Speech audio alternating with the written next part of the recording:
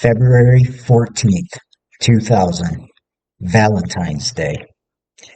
In the quiet town of Shelby, North Carolina, a 9-year-old girl named Asha Degree got out of bed before dawn, packed her school book bag, and walked into a storm. Her parents were asleep. Her brother, just a few feet away, never heard her leave. Two motorists later reported seeing a small girl walking alone along Highway 18 around 4 a.m. And then, nothing. No trace, no clue, no clear reason why.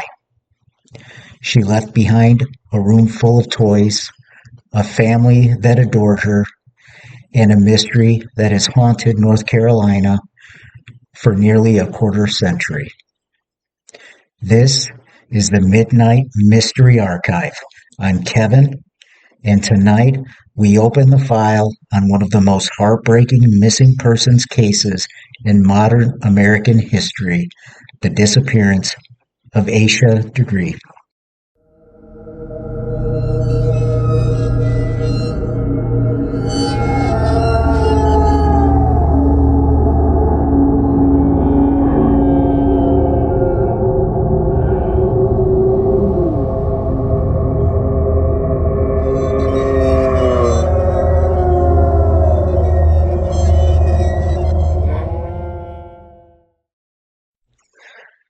Asha Degree was a fourth grader at Falston Elementary School.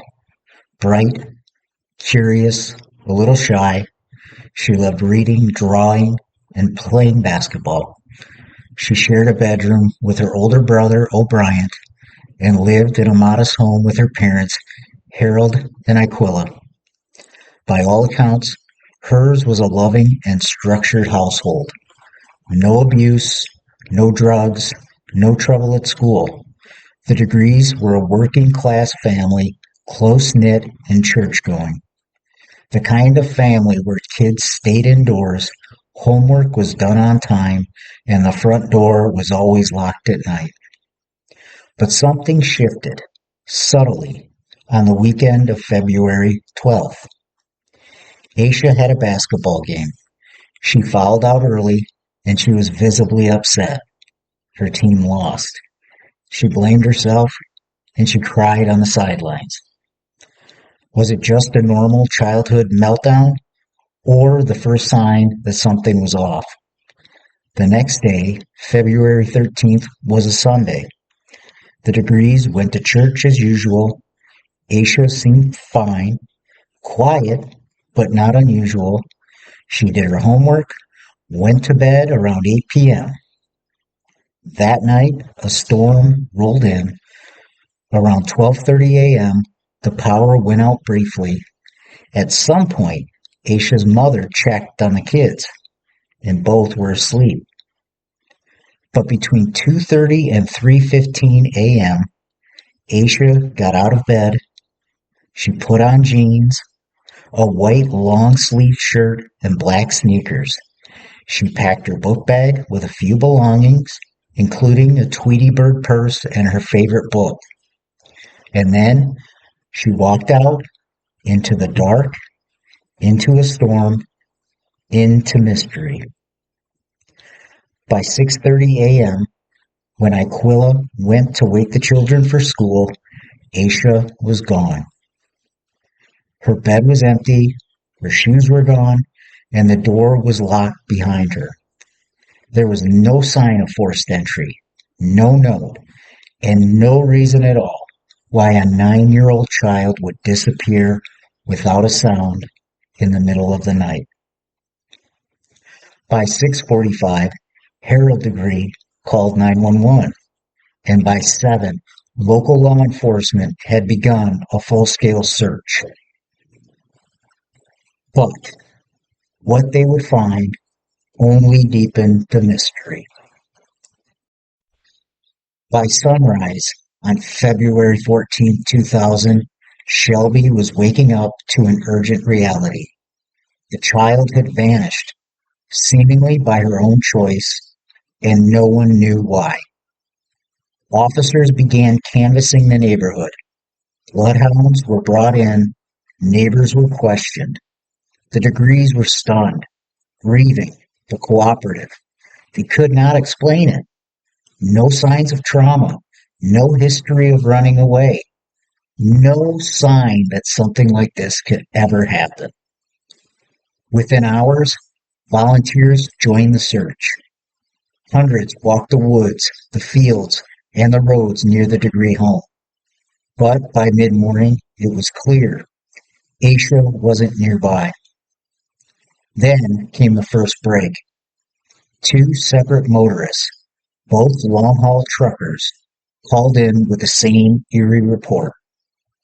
Around 4 a.m., both men said they saw a small figure walking along Highway 18, roughly a mile from Asha's home. She was wearing light-colored clothing, alone, and in the rain. One of the drivers turned around, thinking something wasn't right, but when he approached, the girl ran off into the woods, and no one saw her again. Law enforcement took the report seriously. They lined up with the time Asha would have left the house. And with each passing hour, the case grew more unsettling. This wasn't a random abduction from her room. She'd left on her own, voluntarily. But why would a 9-year-old walk into the night during a storm, alone, with no jacket, no flashlight, no plan? In the days that followed, search teams made a chilling discovery. In the storage shed of a nearby business, searchers found a single item believed to belong to Asha, one of her hair bows. It suggested she may have stopped there to rest or hide, but beyond that, nothing. No other trace, no clothing, no footprints. Police expanded the search radius. They checked registered sex offenders, combed through tips, and re-interviewed everyone in her school and neighborhood. But nothing pointed to a suspect, a motive, or a reason for Asha leaving. The national media caught wind of the story. The FBI joined the investigation. By the end of the first week, more than 9,000 man-hours had been spent searching. Billboards went up, posters were printed, but Asha Degree had seemingly vanished into thin air. For a brief moment, there was hope. Maybe she'd run away and gotten scared. Maybe she was hiding, unsure how to get home. Maybe someone would spot her and bring her back. But as days turned to weeks, and weeks turned to months, that hope began to fade. And then, 18 months later, a discovery. One that raised more questions than it answered. 18 months after Asha Degree vanished, the case had grown cold. There were no new leads, no suspects, no sightings. Then, in August 2001, more than a year and a half later, a contractor made a chilling discovery. While clearing land off Highway 18 in Burke County, about 26 miles north of Shelby, he found a black plastic trash bag. Inside was a book bag. It had been carefully wrapped, buried, hidden. The bag was confirmed to be Asha's. Inside were several of her personal items, books, papers, and the Tweety Bird wallet. There were no fingerprints, no DNA, no additional clues, but the location of the bag raised even more questions. Asha clearly didn't walk 26 miles on foot. Someone at some point moved her belongings and tried to conceal them. The discovery split the case into two realities. The first, that Asha had left home voluntarily, that she may have been running away, perhaps lured by someone. The second, that she was intercepted and taken, that whoever buried that book bag knew exactly what they were doing. One theory is that Aisha had been groomed, possibly by someone she met at school, church, or through a chance interaction. In 2000, internet safety wasn't part of everyday conversation. Children were still considered safe if the front door was locked. But there was no evidence of abuse, no notes in her journal, no behavior suggesting she was planning to leave permanently. Others believe she may have been tricked, told to meet someone, convinced it was a game or a surprise. Whatever happened, someone likely picked her up and someone buried her belongings. Over the years, the FBI and the State Bureau of Investigation have followed hundreds of leads, none that led to Aisha. In 2016, the case was reclassified as a potential abduction. In 2020, detectives searched an area near where the book bag was found, acting on a tip, but nothing was recovered. In 2021, investigators said they had received new information, a possible suspect, but they haven't released names or details. And the degrees, they still wait. Each February, Aisha's parents hold a walk in her honor, from their home to the sign that marks where she was last seen. It's called the Walk for Aisha.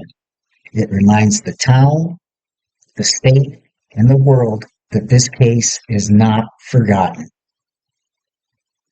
Asha Degree would be 33 years old today. Her room is still intact, her photos still on the mantle, her story still unfinished. Because the hardest part about this case is that nothing was ever found. Not a body, not a confession, just silence. It's been more than 2 decades since Asha Degree vanished. 24 Valentine's days have come and gone, but her room still looks the same. Her bed is still made, her favorite stuffed animal sits by the window. Her family still waits. Harold and Aquila never gave up. They became advocates, investigators, and reminders that their daughter was more than just a cold case. Every year they organized the Walk for Aisha, a 9-mile trek from their home to the billboard at Highway 18, the place where she was last seen. They've spoken at vigils, appealed to the public, sat with FBI agents. They believe still that someone out there knows something. They've never changed their phone number, just in case she calls. Aisha's case is rare, extremely rare. Children her age, especially from safe, stable homes, do not just disappear. And almost never without leaving notes, signs of behavioral changes. That's what makes this case so painful for investigators. There is so little to work with. One moment, Asha Degree was asleep in her bed. The next, she was a ghost on a highway. And then she was gone. There is no evidence of violence, no sign of life, just that book bag and a trash bag 26 miles away. Aisha's story remains in our consciousness for one reason. It's every parent's fear, wrapped in the silence of the unknown. She wasn't a runaway in the traditional sense. She wasn't a child lost to a war zone or a corrupt institution. She lived in a good home, in a quiet town, surrounded by people that loved her dearly. And yet, she walked into the dark and was never seen again. Her family craves resolution. They need answers. But some stories just don't close. They echo. Asha Degree should have been home for breakfast that morning. Instead, her name became a question for nearly a quarter century. If you have any information about the disappearance of Asha Degree, please contact the Cleveland County Sheriff's Office or the FBI. Tips can be made anonymously, and even the smallest detail could matter. This has been the Midnight Mystery Archive. I'm Kevin. Thank you for joining us as we reopen this case file. And remember, not all archives are dusty. Some are still waiting in the dark.